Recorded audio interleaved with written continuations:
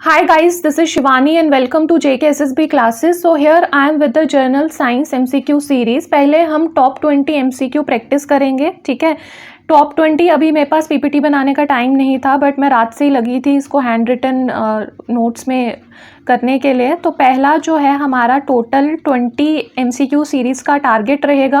तो अभी जैसे कि JKP बॉर्डर बटालियन का एग्ज़ाम आने वाला है, ठीक है, बॉयज़ का। फॉर 2 वुमेन बटालियन तो 26 जून को हो गया था, पेपर एनालाइज किया था मैंने JNK की। आपको सारी MCQ series, lecture series description box में लिंक्स दिए हुए हैं, आप उनको फॉलो कर सकते हो और वहाँ से आप सारी इन्फॉर्मेशन गैदर कर सकते हो। And the second thing, Instagram account का मैंने आपको नीचे लिंक दिया है डिस्क्रिप्शन बॉक्स में, वहाँ पे आप मुझे फॉलो कर सकते हो। और जितनी भी क्वेरी है आपकी, चाहे वो जर्नल नॉलेज है, चाहे वो जम्मू कश्मीर है, कंप्यूटर है, जर्नल साइंस है, आप मुझे किसी भी टाइम वहाँ पे मैसेज कर सकते हो, ठीक है। सिर्फ मैं 4 से 5 घंटे जब मैं सोती हूँ तब इनएक्टिव रहती हूँ, बाकी all the time I am available. कोई भी क्वेश्चन है, क्वेरी है, किसी भी चीज़ को लेके आप मुझे वहाँ पे आप मैसेज ड्रॉप कर सकते हो। I will surely reply you there. Description box में सारे लिंक्स दिए हैं, आप उनको देख सकते हो। तो आज हम जर्नल साइंस के क्वेश्चंस करेंगे top 20 and in future in near days मैं कोशिश करूँगी एटलीस्ट टॉप 200 या 500 MCQ में आपको जर्नल साइंस की एक वीडियो प्रोवाइड कर दूँ। अभी 2-3 दिन शायद मैं ना वीडियो दूँ, तो I will work on that, क्योंकि सब कुछ खुद ही मैनेज करना है। और 2 सब्जेक्ट्स हैं, GK जम्मू कश्मीर वाला और जर्नल साइंस। क्योंकि मैंने देखा कि आपको थोड़ी मैं अपनी इंट्रो दे देती हूँ। मैं मेडिकल बैकग्राउंड में काफ़ी साल दे चुकी हूँ और मैंने बैचलर ऑफ डेंटिस्ट्री किया है, डेंटल साइंसेस, और उसके बाद मैंने फेलोशिप किया है मेडिकल कॉस्मेटोलॉजी में and I have worked in a clinic and also prepared for the civils. तो यहाँ पे मैंने सोचा कि कंप्यूटर लाने से अच्छा है कि मैं जर्नल साइंस पे फोकस करती हूँ, वहाँ पे क्वालिटी कंटेंट आपको प्रोवाइड करने की कोशिश करती हूँ। तो यहाँ पे कुछ पेपर्स एनालाइज करके मैंने ये 20 क्वेश्चन लाए हैं। यहाँ पे question number 1 is DNA in a cell is. तो DNA की बात करते हैं हम अगर, तो DNA का स्ट्रक्चर आपको पता ना, थोड़ा थोड़ा डिस्कस भी करते जाएंगे क्योंकि ऐसे रट्टा मारने का कोई फ़ायदा नहीं है। तो यहाँ पे डबल हेलिक्स स्ट्रक्चर होता है, और ये किसने दिया था double helix structure? Double helix structure किसने दिया था? वाटसन एंड क्रिक ने। और इसीलिए इसको और क्या बोला जाता है? Watson and Crick model. ये सारे क्वेश्चंस आए हैं यहाँ पे, ये एक क्वेश्चन डिस्कस नहीं हो रहा है, इस क्वेश्चन के साथ 10 और क्वेश्चन डिस्कस किए जाएंगे जो पेपर्स में आए हुए हैं। तो यहाँ पे A और T ये होता है डबल बॉन्ड, और C और G का होता है ट्रिपल बॉन्ड। और क्या क्वेश्चन आता है कि DNA और RNA में डिफरेंस बताओ। क्या डिफरेंस होता है? DNA में थाइमिन होता है और RNA में थाइमिन की जगह क्या होता है? यूरेसिल। ओके, तो यहाँ पे क्वेश्चन क्या है? ये DNA क्या है? इसमें न्यूक्लियस होता है ना, it's a nucleus plus tide. Tide मतलब जैसे वेव होती है, तो it's a wavy like structure ना, जैसे समुंदर में टाइड्स उठती हैं। तो टाइड मतलब 3 चीज़ें, T से टाइड, T से 3, ठीक है। तो कौन सी 3 चीज़ें होती हैं इसमें? क्या हम डिस्कस कर लें उसको पहले? यहाँ पे ये चीज़ देखो, ओके। अब यहाँ पे इसको न्यूक्लिक एसिड तो बोला जाता है। क्वेश्चन को पॉज करके पहले खुद अटेम्प्ट करना, नहीं आता होगा फिर इसको देखना और इसका कॉन्सेप्ट देख लेना, क्योंकि इसी पेज में 5 से 6 क्वेश्चन आपको मिल जाएंगे। पहले हम डिस्कस कर लेते हैं, ये न्यूक्लिक एसिड है। क्यों है? क्योंकि इसमें एक तो हो गया आपका nucleus, okay, and the second thing is tied. तो टाइड क्या? 3 चीज़ें। तो यहाँ पे A और T में डबल बॉन्ड आ गया, C और G में ट्रिपल बॉन्ड आ गया। Difference between DNA and RNA is thymine होता है इसमें यूरेसिल होता है। डबल स्ट्रैंडेड है ना, स्ट्रैंड मतलब एक स्ट्रैंड ये हो गया इसका और दूसरा स्ट्रैंड हो गया ये, ठीक है। इसकी फुल फॉर्म आ जाती है डीऑक्साई राइबोन्यूक्लिक एसिड। डबल स्ट्रैंडेड है, वाटसन क्रिक ने दिया था, ये साइंटिस्ट थे और इन्हीं के नाम पे इसको वाटसन एंड क्रिक मॉडल भी बोला जाता है, ठीक है। MODEL है ये। A और T, C और G ये हाइड्रोजन बॉन्ड्स होते हैं इसके अंदर, ये डबल है और ये ट्रिपल है, ये इसकी बॉन्डिंग भी पूछी जाती है। And DNA is also called as nucleotide. पता चल गया ना, न्यूक्लियस प्लस टाइड। अब चक्कर क्या है इसमें? टाइड में आ गया आपका 3 चीज़ें, नाइट्रोजन बेस, वहाँ पे मेरा पेन चल नहीं रहा है, शुगर, फॉस्फेट ग्रुप, ठीक है।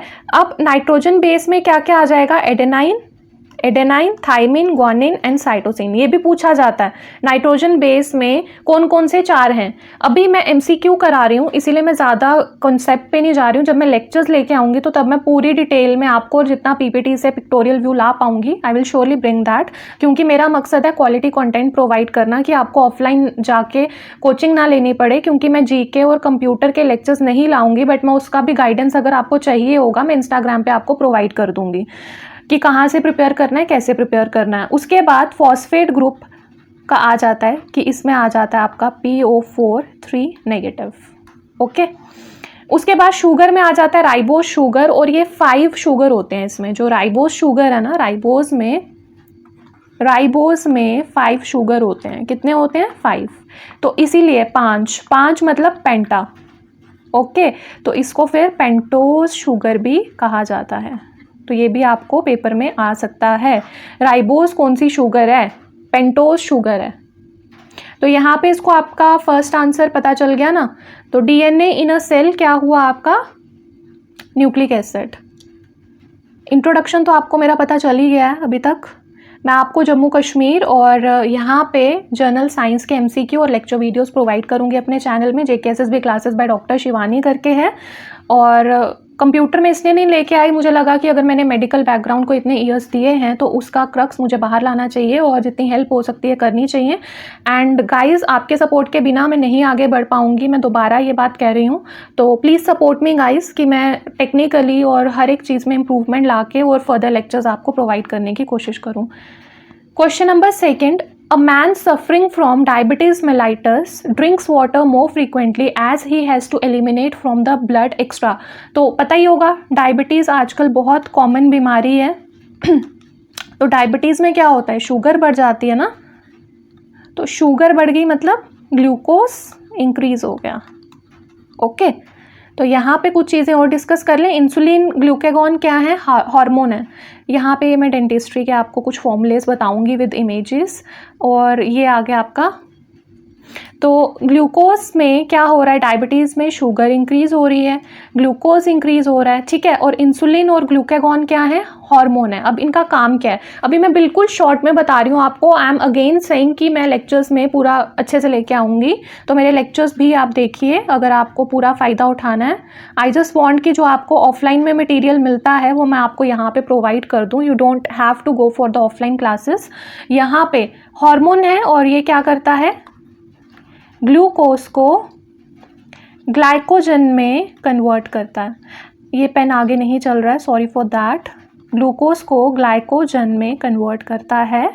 और सेकंड थिंग, जो ग्लूकागॉन है ना, ये भी एक हार्मोन है और ये इंसुलिन का ही एंटागोनिस्ट है। एंटागोनिस्ट मतलब उल्टा काम करता है। जो इंसुलिन काम करेगा उसका उल्टा काम करेगा ग्लूकागॉन। तो इंसुलिन क्यों लेते हैं? आपको पता है ना, जब डायबिटीज़ की बीमारी होती है इंसुलिन के इंजेक्शंस लगाते हैं, नेवल बटन जहाँ पे होता है, ठीक है, वहाँ पे इंसर्ट करते हैं। तो इंसुलिन क्यों लिया जाता है? क्योंकि जो इंसुलिन होता है वो जो ग्लूकोज बढ़ गई होती है ना, ज़्यादा ग्लूकोज हो जाती है बॉडी के अंदर, शुगर बढ़ जाता है, उसको ये क्या करता है? ग्लाइकोजन में कन्वर्ट कर देता है और डायबिटीज़ को कंट्रोल करता है। और इसका एंटागोनिस्ट मतलब उल्टा। ये सारे क्वेश्चंस आए हैं, ये मैंने लास्ट 2 प्रीवियस ईयर के क्वेश्चंस लिए हैं और उनमें भी मैंने एडिशनल इन्फॉर्मेशन ऐड की है। और लिटरली मुझे पूरा दिन लग गया आज। और आई जस्ट वांट आप सब मुझे सपोर्ट करो ताकि हम एक फैमिली की तरह ग्रो कर पाएँ। ग्लूकागॉन हार्मोन है, एंटागोनिस्ट ऑफ इंसुलिन, यानी इंसुलिन जो काम करता है उसका उल्टा काम करता है ग्लूकागॉन। तो ये क्या करता है? अब इंसुलिन क्या कर रहा था? जो शुगर बढ़ गई थी, ग्लूकोज बढ़ गया था, उसको ग्लाइकोजन में कन्वर्ट कर रहा था। तो ये क्या करेगा? ग्लाइकोजन को ग्लूकोज में कन्वर्ट कर देगा। तो इट्स अ फैक्ट कि ग्लूकागॉन बढ़ जाता है जब डायबिटीज़ होती है, क्योंकि काम से ही पता चल रहा है ना इसके। देन क्वेश्चन नंबर 3, खुद पॉज करके ना अटेम्प्ट करते जाओ और इसकी पीडीएफ आपको टेलीग्राम चैनल पे मिल जाएगी। और टेलीग्राम पे क्विज़ भी चल रही है। उस क्विज़ में जर्नल साइंस, जीके, कंप्यूटर और JNK इन 4 कंपोनेंट के आपको क्वेश्चंस मिल जाएंगे, जो आपको पेड साइट पे आप मॉक और सेक्शनल टेस्ट लेते हो, ठीक है। और JKSSB की 12 ईयर प्रीवियस हो गई, पिछले 2 साल के पेपर्स हो गए, वो सब एनालाइज किए हैं मैंने। उसके हिसाब से ही मैं यहाँ पे क्विज़ डाल रही हूँ टेलीग्राम पे। और क्विज़ का चैनल अलग है, frequently asked question quiz bye doctor Shivani करके है वो चैनल। तो जिसको वो अवेल करने हैं क्वेश्चंस, तो जो आप mock test, sectional test purchase करते हो उसके सारे क्वेश्चंस आपको वहाँ पे इजीली अवेलेबल हो जाएंगे फ्री ऑफ कॉस्ट। और यहाँ पे और सेकंड थिंग इज़ कि इंस्टाग्राम पे अगर कोई भी क्वेरी है तो आप मुझे पूछ सकते हो। उसके बाद question number 3, which of the following are warm blooded animals? कौन से हैं वार्म ब्लडेड? तो ये है व्हेल। अब वार्म ब्लडेड या फिर इनको क्या कहा जाता है? एंडोथर्मिक। एक्सोथर्मिक और एंडोथर्मिक बहुत इंपॉर्टेंट हैं, ये हर बार आते ही आते हैं। जैसे वाइटामिन्स का टॉपिक बहुत इंपॉर्टेंट है ना, उससे क्वेश्चन आना ही आना, वाइटामिन से क्वेश्चन आना ही आना। और वाइटामिन का डिटेल लेक्चर एमसीक्यू में एक सेपरेट वीडियो में ले आऊँगी। और अब मेरा 2-3 दिन तक नहीं आएगा वीडियो जेएनके और साइंस का। आई जस्ट वांट कि मैं अरिहंत के जितने एमसीक्यू हैं उसका एक कंपाइल्ड ले आऊँगी वीडियो, जितने भी क्वेश्चन होंगे वो 1000-2000। और यहाँ पे साइंस के आई जस्ट वांट कि कम से कम 500 क्वेश्चन की एक वीडियो आपको प्रोवाइड कर दूँ, जेके बॉर्डर बटालियन का जिनका पेपर है, ठीक है, कुछ तो हेल्प होनी चाहिए ना। उसके बाद विच ऑफ द फॉलोइंग, हाँ वार्म ब्लडेड। अब एक्सोथर्मिक, एक्सो मतलब हीट जो है वो बाहर निकल रही है, ठीक है, हीट लिबरेट हो रही है। और एंडोथर्मिक मतलब हीट एब्सॉर्ब हो रही है, कि जिस रिएक्शन में हीट एब्सॉर्ब हो रही है और जिस रिएक्शन में हीट लिबरेट हो रही है, जिसमें लिबरेट हो रही है, निकल रही है, वो एक्सो। जिस रिएक्शन को हीट चाहिए होने के लिए वो एंडो। एंडो मतलब अंदर, अंदर मतलब हीट चाहिए। तो यहाँ पे एंडोथर्मिक होते हैं ह्यूमंस, ठीक है। एंडोथर्मिक, क्योंकि जो एंडोथर्मिक होते हैं ना वो क्या करते हैं, वो कांस्टेंट बॉडी टेम्परेचर बना लेते हैं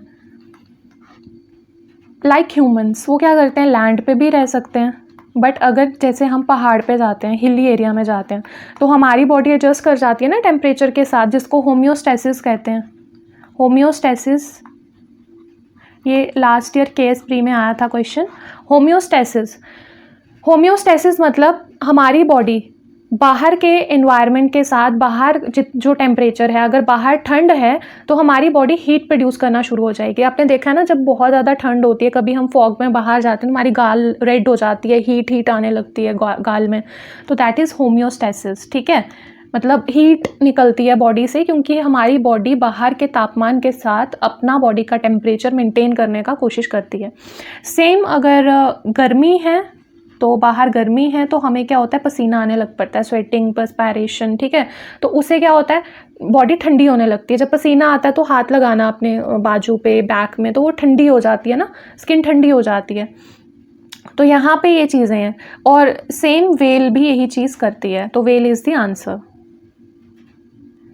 ठीक है। यही चीज़ मैंने यहाँ पे लिखी है। और ह्यूमन बॉडी टेम्परेचर भी पूछा गया है 37 डिग्री सेल्सियस। और एंडोथर्मिक आ गया, वार्म ब्लडेड, ये मेंटेन करते हैं कांस्टेंट टेम्परेचर। और वेल भी एडजस्ट करती है टेम्परेचर कहीं भी, ये कांस्टेंट बॉडी टेम्परेचर मेंटेन करते हैं। होम्योस्टेसिस भी पता चल गया ना, आएगा क्वेश्चन तो कर लेना। Which have valveless heart. अब जो हमारा है ना, हमारा हार्ट जो होता है, अभी यहाँ पे ड्रॉ नहीं हो पाएगा, बाइकस्पिड, ट्राइकस्पिड वॉल्व्स होती हैं, ठीक है। यहाँ पे आ गया ट्राइकस्पिड और बाइकस्पिड। यहाँ पे वॉल्व होती है, जैसे टैंकी होती है ना, टैंकी के ऊपर ऐसे ढक्कन सा लगा होता है उसको बंद करने के लिए।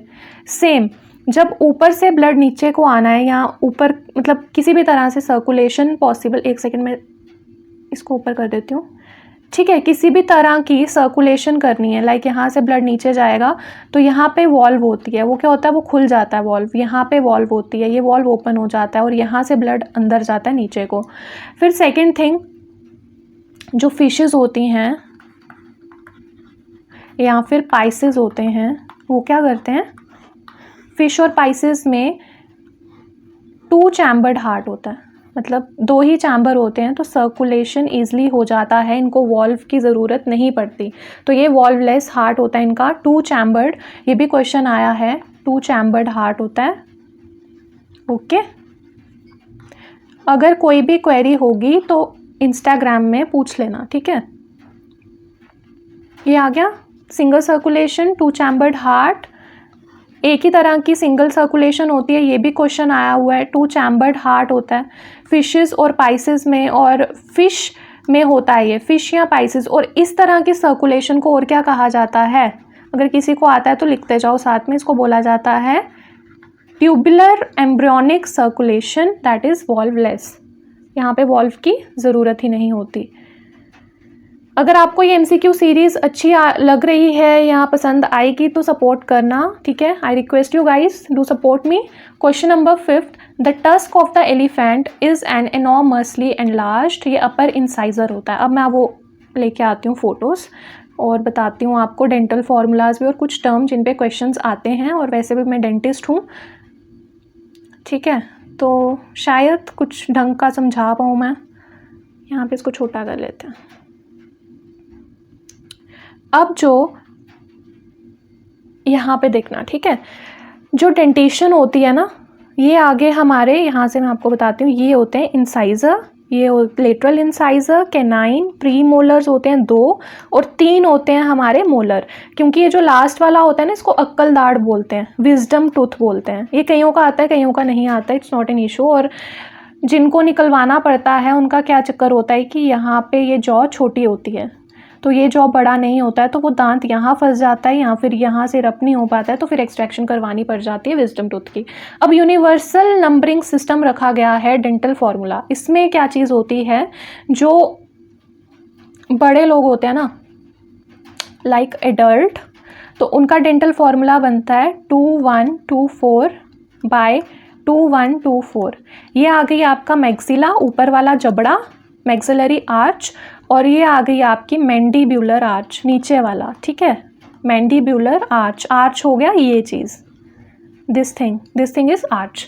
तो यहाँ पे 2124 क्या चीज़ है, हम हाफ लेते हैं, मतलब पूरे दांत नहीं लेते, क्योंकि सेम रेपिटेशन है ना। इस साइड भी क्या है, यहाँ पे है आपका incisor, lateral incisor, canine, premolar 2 हैं और मोलर 3 है।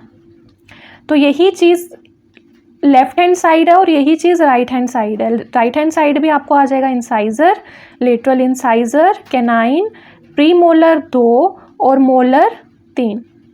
तो हम क्या करते हैं, यूनिवर्सल नंबरिंग सिस्टम में आर्च को डिवाइड कर देते हैं। हम सिर्फ एक ही साइड की आर्च को लेते हैं, लेफ़्ट ले लो या राइट ले लो, ठीक है। तो इस पे अब ये 2124 कैसे आया, 2124 कैसे लेते हैं, ये फॉर्मूला 2 क्या है, इंसाइज़र है, एक पेयर किसका है, ये पेयरिंग ले रहे हैं आप, क्योंकि आर्च को डिवाइड कर दिया है लेफ़्ट एंड राइट में। तो हम सिर्फ सपोज लेफ्ट हैंड साइड ले रहे हैं, आप राइट भी ले सकते हो, तो पेयरिंग कर रहे हैं। 2 क्या है, 2 आगे इंसाइज़र, आगे वाले दांत, ठीक है, 2 और 2 पेयर की है, ये 2 पेयर हैं, 2 पेयर मतलब 4 दांत, 2 आगे वाले और 2 उसके साथ वाले। फिर एक पेयर किसका होता है, कैनाइन का, एक पेयर मतलब 2 कैनाइन, सिर्फ ऊपर वाले जॉ की बात कर रहे हैं। 2 आगे आपके प्रीमोलर, 2 पेयर मतलब 4 दांत, फिर 4 आगे आपके 2 1 2 3, ये 3 है नॉट 4, ठीक है, 1 2 3, तो 3 आगे आपके मोलर, ओके। यहाँ पे ये देखो, ये चीज़ 1 सेकेंड, 32 दांत होते हैं ना एडल्ट में, और चाइल्ड में कितने होते हैं, 20 होते हैं। उनमें प्रीमोलर एब्सेंट होता है, प्रीमोलर नहीं होते हैं चाइल्ड में, ओके। तो यहाँ पे ये चीज़ देखो, 1 2 3 4 5 6 7 8, अपर आर्च में 16 दांत हैं और मैंडीब्यूलर में भी 16 हैं, तो 16 और 16 कितने हो गए दांत आपके, 32। और जो बच्चे होते हैं उनमें प्रीमोलर नहीं होते हैं, ये वाले दांत नहीं होते हैं, ठीक है, तो इसीलिए उनके 20 होते हैं। क्यों, कितने माइनस हो गए, 2 2 4, 4 और 4 8, ठीक है, तो प्रीमोलर्स एब्सेंट होते हैं, 20 दांत होते हैं उनके।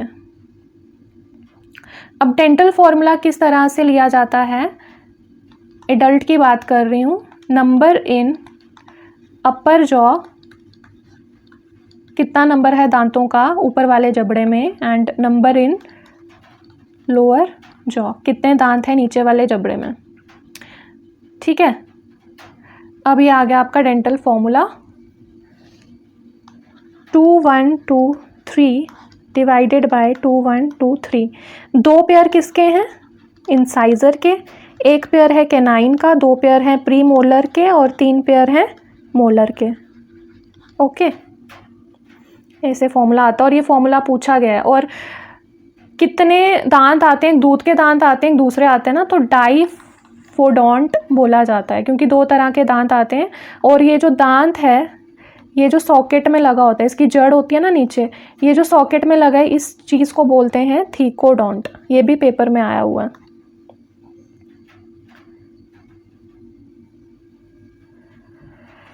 ठीक है, और बच्चों के दांत जो होते हैं, चाइल्ड का फॉर्मूला क्या है, उसमें प्रीमोलर एब्सेंट हैं तो 2102 डिवाइडेड बाय 2102। ये आगे 2 पेयर हो गए इंसाइजर के, 1 पेयर हो गया कैनाइन का। प्रीमोलर एब्सेंट हैं तो 0 और 2 होते हैं पेयर किसके, मोलर के बच्चों में। होप कि आपको फॉर्मूला समझ आ गए होंगे, अब रट्टा मारने की ज़रूरत नहीं पड़ेगी आपको।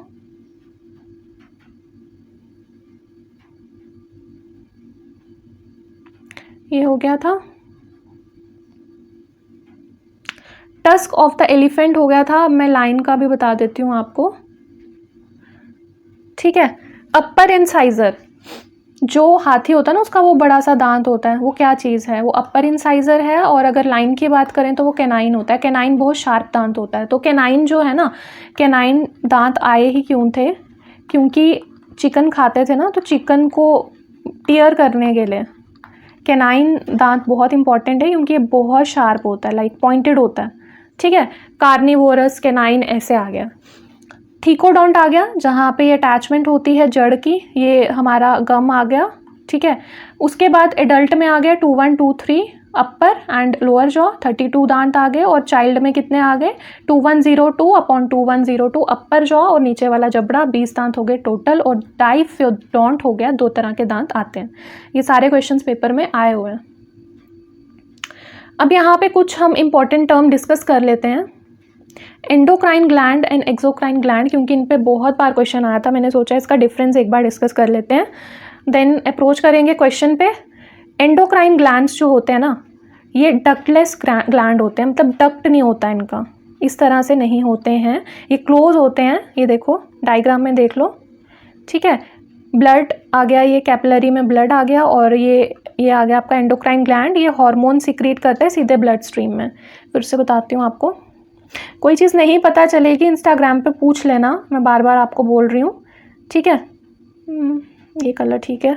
उसके बाद ये आ गया, देखो ब्लड कैपिलरी दिख रही है ना, ये पिंक कलर से मैं जो शो कर रही हूँ, ये ब्लड कैपिलरी है, रेड कलर की, इसमें ब्लड जा रहा है और इसके अंदर एनक्लोज्ड है, यानी कि बंद है एंडोक्राइन ग्लैंड। और ये क्या करते हैं, हार्मोन सिक्रीट करते हैं सीधे, ये देखो यहाँ से सीधे हार्मोन जा रहा है ब्लड में।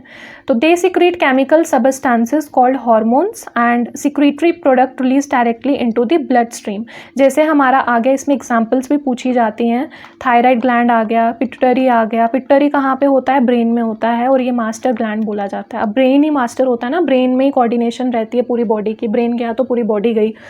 तो वैसे ही एड्रीनल ग्लैंड, ठीक है, ये कंट्रोल करते हैं long term activity of the target organs, metabolism, growth, development, ये मेन फंक्शंस होते हैं इन ग्लैंड्स के।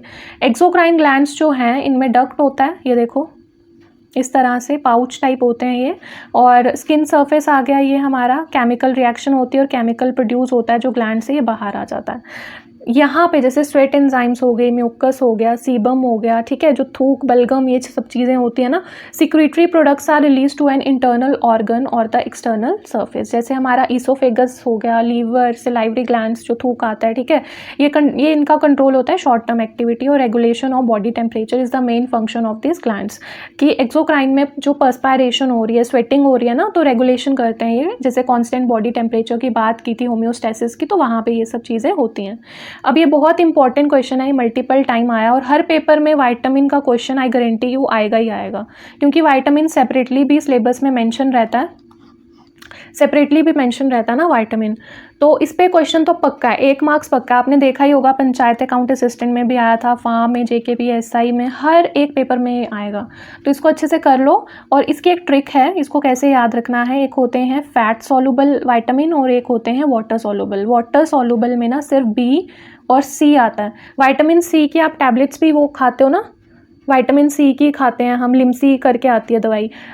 और बिकासूल जो है ये भी खाते हैं, बिकासूल के कैप्सूल आते हैं विटामिन बी के, ठीक है। तो ये दोनों क्या है, वाटर सॉल्युबल हैं, यानी कि यूरिन के थ्रू पास आउट हो जाते हैं, ठीक है। बट जो फैट सॉल्युबल हैं, ये फैट में सॉल्युबल होते हैं, ये यूरिन में पास आउट नहीं होते हैं। इसीलिए जब हम कभी भी विटामिन डी की गोली खा के देखना है, या विटामिन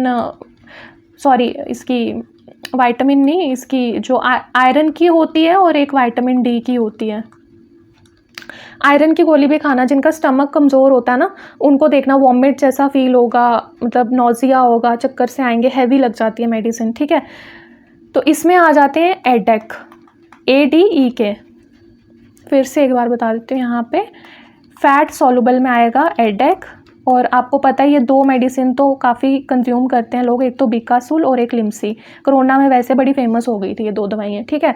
बिकासूल और लिम्सी, ये दोनों वाटर सॉल्युबल हैं और ये पास आउट हो जाती हैं यूरिन से, ठीक है। और यूरिन का कलर येलो क्यों होता है? यूरोक्रोम की वजह से। और जब बिकासूल खाते हैं तो ये और ज़्यादा मतलब येलोइश हो जाता है, क्योंकि ये पास आउट हो जाती है ना यूरिन में, तो यूरिन का कलर भी चेंज हो जाता है। एडेक आ गया ADEK, ये फैट सॉल्युबल हैं, और जब भी हम ये कंज्यूम करते हैं, जिनका पेट ठीक नहीं रहता है उनको हैवीनेस लगती है, ठीक है। और यहाँ पे बी में कितनी टाइप्स आ जाती हैं, B1, इसके सबके नाम आते हैं, ठीक है। C आ गया स्कॉर्बिक एसिड, B1 में thymine, riboflavin, niacin, pantothenic. B5 ऐसे भी तो पेंटो होता है ना, तो पेंटोथेनिक एसिड।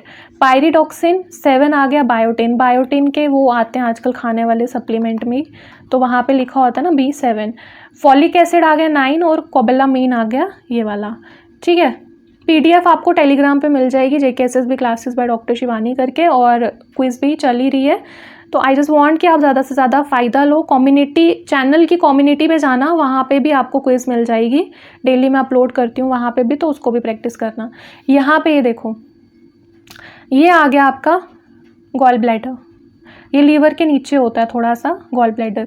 लीवर क्या करता है, थोड़ा सा कॉन्सेप्ट दे रही हूँ मैं, क्योंकि क्वेश्चंस आएंगे आगे। लीवर सबसे ज़्यादा किस चीज़ को स्टोर करता है? प्रोटीन को सबसे ज़्यादा, और बाकी ये करता है कोलेस्ट्रॉल हो गया, मिनरल्स हो गए, विटामिन्स, ये सब चीज़ें तो होती हैं। और लीवर क्या प्रोड्यूस करता है? बाइल, ठीक है, खाना पचाने के लिए। देखना जिसको जॉन्डस होता है या फिर लीवर में प्रॉब्लम होती है तो उनको डाइजेस्ट नहीं हो पाती हैं चीज़ें और पेन रहता है, ठीक है। और लीवर ज़्यादा देर तक अफेक्टेड रहेगा तो गॉल ब्लैडर की प्रॉब्लम भी इन फ्यूचर में हो जाती है। पित्ते की प्रॉब्लम बोलते हैं ना, फिर इसको तो रिमूव ही करना पड़ता है और कोई इसका ऑल्टरनेटिव नहीं है अगर स्टोन हो जाए यहाँ पे, ठीक है। गॉल ब्लैडर आ गया लीवर के साथ एसोसिएशन। अब लीवर जो है ये बाइल बनाता है और बाइल स्टोर होता है गॉल ब्लैडर में। तो जो खाना, जैसे ही पेरिस्टाल्टिक मूवमेंट होती है ना, खाना जब हम खाते हैं उसके बाद 2 घंटे के बाद ये प्रोसेस शुरू होता है, तो पेरिस्टाल्टिक मूवमेंट जैसे ही होती है तो गॉल ब्लैडर को सिग्नल जाता है और गॉल ब्लैडर बाइल छोड़ देता है। जो स्टोर होता है ना, लीवर ने बाइल को बनाया, बट बाइल पड़ा कहाँ है? गॉल ब्लैडर में। तो जैसे ही मूवमेंट होती है हमारे इंटेस्टाइन स्टमक में, तो गॉल ब्लैडर पुश करता है बाइल जूस को, ताकि वो खाने में मिक्स हो और खाने की जो पाचन शक्ति है वो ज़्यादा उसमें इन्हेंस करता है। इसीलिए जो गॉल ब्लैडर रिमूव करवाते हैं उनको फिर बहुत प्रिकॉशंस लेने को बोलते हैं कि तला हुआ मत खाओ, हैवी मत खाओ, क्योंकि बाइल जो होता है, बाइल का रोल नहीं रहता है फिर, ठीक है। ये इसकी यही डायग्राम है, एक बार डिस्कस कर लेते हैं। ये आ गई गॉल ब्लैडर की बॉडी, ये आ गया फंडस रीजन, एंड ये आ गया इसका नेक, ठीक है। कॉमन हेपेटिक डक्ट आ गया और ये कॉमन बाइल डक्ट है, ये लीवर के साथ ही नीचे प्लेस होता है। मेटाबॉलिज्म की बात की जाए तो मेटाबॉलिज्म क्या है? मेटाबॉलिज्म होती है रिएक्शंस। अब किसी का मेटाबॉलिज्म फास्ट होता है तो वो पतले रहते हैं, किसी का मेटाबॉलिज्म स्लो होता है तो वो कुछ ना भी करें तो वो मोटे होते रहते हैं, ठीक है। तो मेटाबॉलिज्म बहुत इफेक्ट डालता है, इसमें केमिकल रिएक्शंस होती हैं बायोमोलिक्यूल की, और इसमें क्या होते हैं? कैटाबॉलिक प्रोसेस और एनाबॉलिक प्रोसेस। कैटाबॉलिक मतलब कितनी तेज़ी से चीज़ें ब्रेक डाउन हो रही हैं, और एनाबॉलिक कितनी तेज़ी से बन रही हैं। लाइक केमिकल एनर्जी में आगे कार्बोहाइड्रेट, फैट, अदर, इसमें आपने इसको खाया, ये कितनी तेज़ी से आपका बॉडी का ATP बनाती हैं और कितनी तेज़ी से इसको रिलीज़ करती हैं, ये बाद में डिस्कस करते हैं। क्वेश्चन पे आ जाते हैं हम। In which of the following endocrine gland found in neck? तो कौन सा एंडोक्राइन ग्लैंड है? एंडोक्राइन ग्लैंड की एग्जांपल्स पढ़ाई थी मैंने, तो नेक में स्पेशली इन्होंने नेक रीजन पूछा है, तो नेक में होता है थायराइड। और थायराइड में कौन सी ऐसा हार्मोन है जो कम हो जाए तो गॉइटर हो जाता है? गॉइटर पे भी क्वेश्चन आया, बताना। पिट्यूटरी आ गया, मास्टर ग्लैंड ब्रेन का, अभी हम यहाँ पे पढ़ लेते हैं चीज़ें, ठीक है।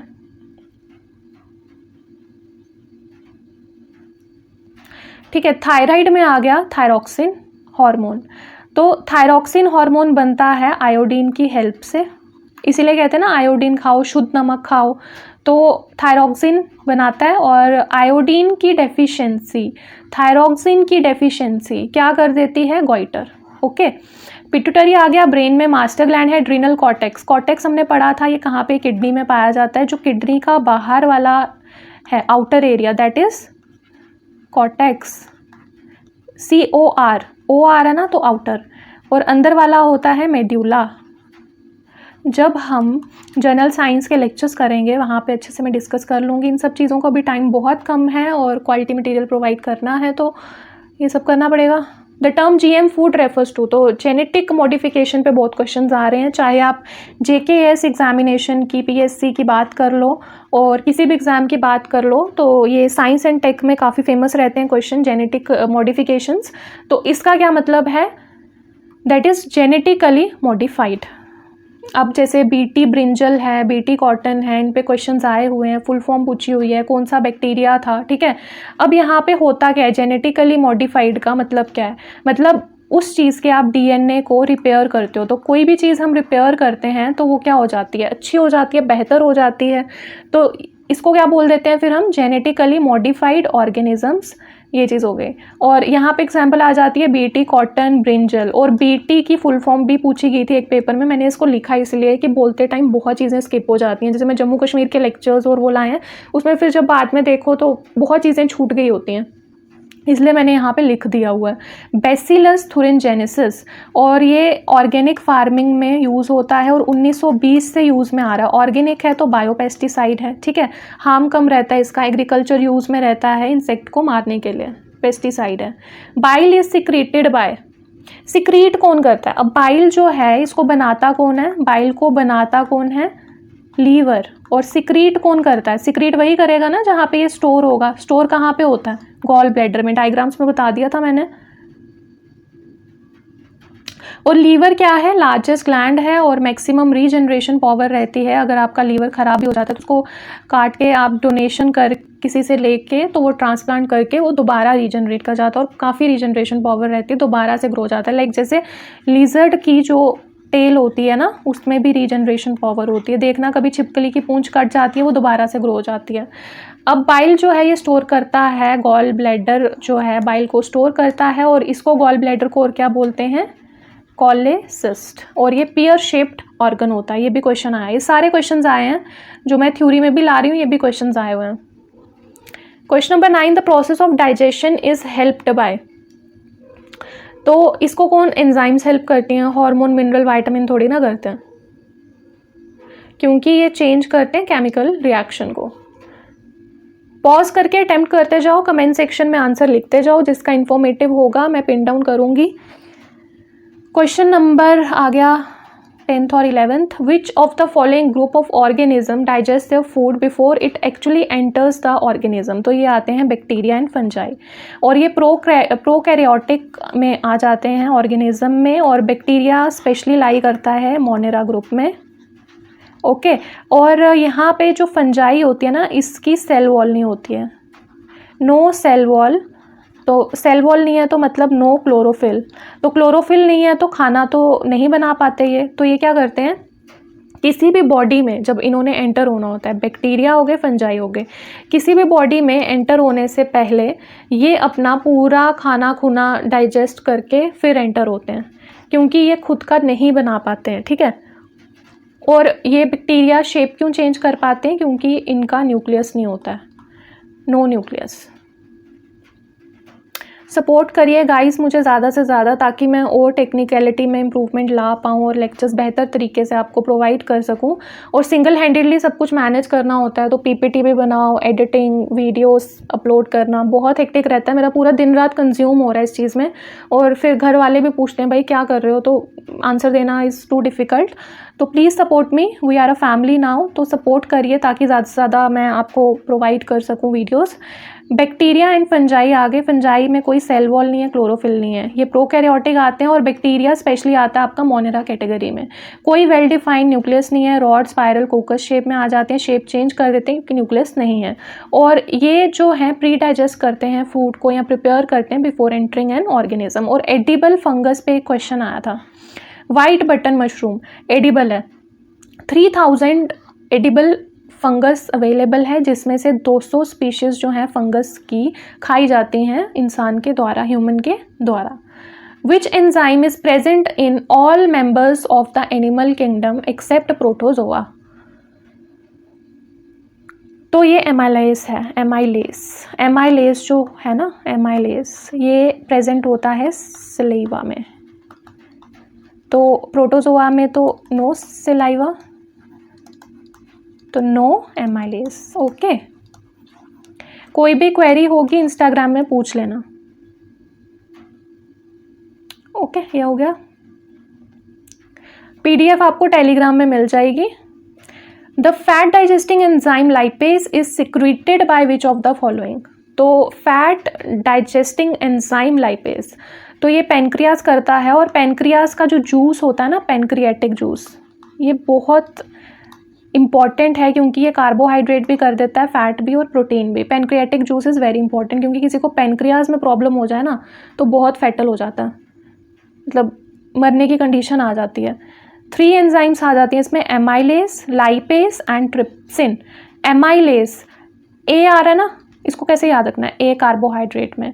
लाइपेज जब फैट होता है तो बंदा लेट जाता है ना, मोटा हो गया, काम करने का मन नहीं करता है, तो लाइपेज, एल से लेटना, और फैट, जब फैट आता है तो मोटा हो जाता है बंदा और मन नहीं करता, लेजी हो जाता है, लेटना लेजी कुछ भी ले लो। ट्रिप्सिन, प की आवाज़ आ रही है ना, पी से प्रोटीन।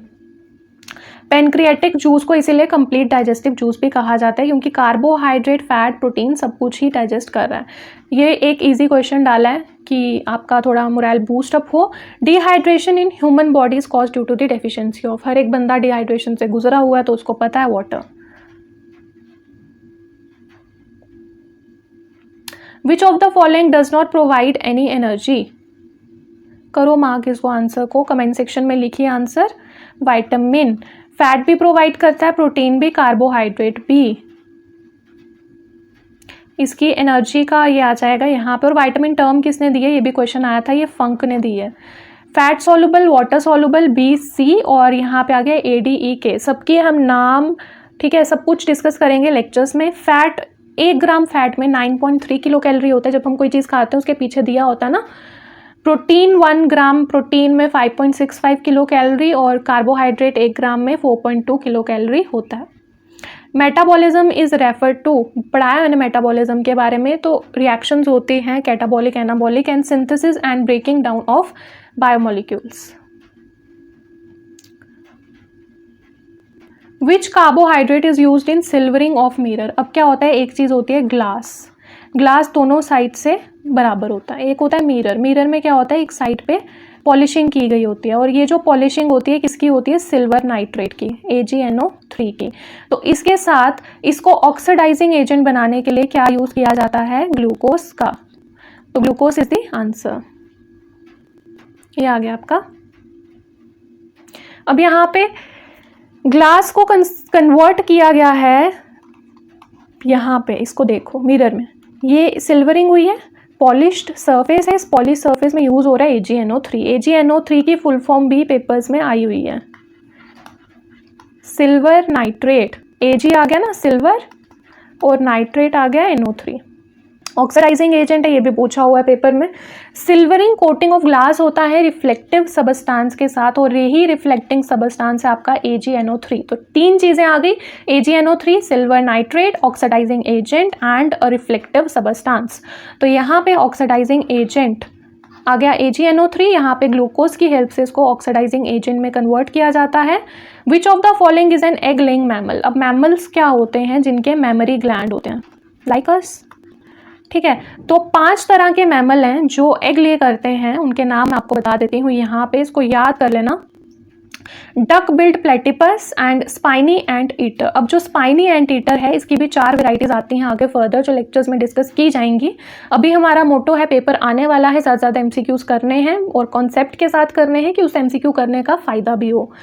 यहाँ पे डक बिल्ड प्लेटिपस एक वेराइटी हो गई, स्पाइनी एंट ईटर में 4 वेराइटीज आती हैं, तो 1 + 4 आ गई 5। तो 5 कैटेगरीज हैं जो एग ले करती हैं। बर्ड्स जो स्विम करते हैं वाटर में उनके कैसे फीट होते हैं, बर्ड के फीट देखें ना, पैर ऐसे से होते हैं और ये इसको जोड़ भी सकते हैं लाइक दिस, तो वेब्ड फीट होते हैं, फैल जाते हैं ना। इसको क्या हो गया? The animal which can tolerate more heat, देखना कभी गाँव में जाके बकरी मिलती है, गर्मी हो लू हो जो मर्ज़ी पड़ रहा हो, ठीक है, बकरी दिखेगी। कोट भलवाल चले जाओ कहीं, स्पेशली ये कंडी बेल्ट एरिया में ज़्यादा दिखती है बकरी, ठीक है। तो और कंडी बेल्ट एरिया में पता है ना कितना हाई टेम्परेचर रहता है, रेन फेड एरिया, मेज़ की प्रोडक्शन होती है, जोग्राफी ऑफ JNK में हमने ये चीज़ें पढ़ी हैं, मेज़ की production, hot climate, rain fed area, Kandi belt, दूधिया गुज्जर्स, ठीक है। तो गोट आ गई, और गोट के फ्लॉपी ईयर्स होते हैं जो हेल्प करते हैं उसको गर्मी में, और स्किन बड़ी लूज सी होती है ना, तो वो हेल्प करती है, टॉलरेट करती है हीट को।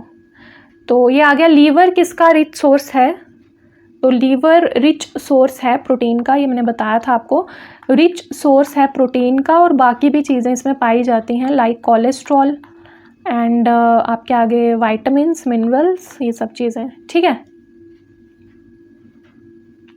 ये उल्टा हो गया, इसको क्या करें, यही चीज़ मैंने यहाँ पे लिखी हुई है, 1 सेकेंड, इसको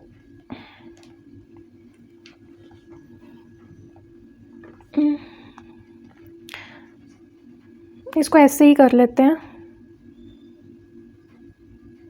चलो इसको रहने दो, ये थोड़ा पेज का इशू है इसमें।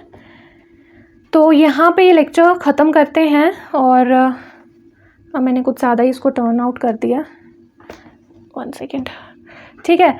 तो ये यही चीज़ यहाँ पे लिखी है कि किस किस चीज़ों को ये स्टोर करता है, ठीक है, और कुछ नहीं है यहाँ पे। और होप कि आपने ये सेशन लाइक किया होगा। अगर आपको ये सेशन अच्छा लगा तो सपोर्ट करिए मुझे ज़्यादा से ज़्यादा, ताकि मैं आपको जर्नल साइंस और JNK कंपोनेंट का क्वालिटी मटेरियल यहाँ पे प्रोवाइड कर दूँ। और प्लस कम्युनिटी पे, चैनल की कम्युनिटी पे क्विज़ चल रहा है, शॉर्ट्स देखिए ज़्यादा से ज़्यादा, उनमें भी मैंने सारे पेड साइट्स के क्वेश्चंस डाले हुए हैं। और टेलीग्राम में जो frequently asked question quiz time bye doctor Shivani करके चल रहा है, वहाँ भी सारे वो क्वेश्चंस आपको मिल जाएंगे। जो नहीं परचेज कर सकते mock sectional test, they can visit the shorts community पे, चैनल पे quiz and FAQ quiz by doctor Shivani करके ऑन टेलीग्राम, और बाकी दूसरे चैनल पे आपको PDF और MCQ की PDF, लेक्चर्स की PDF सब कुछ मिल जाएगा। डू सपोर्ट मी गाइस, क्योंकि आपके सपोर्ट से ही मैं आगे बढ़ पाऊंगी। Thank you so much and have a nice day.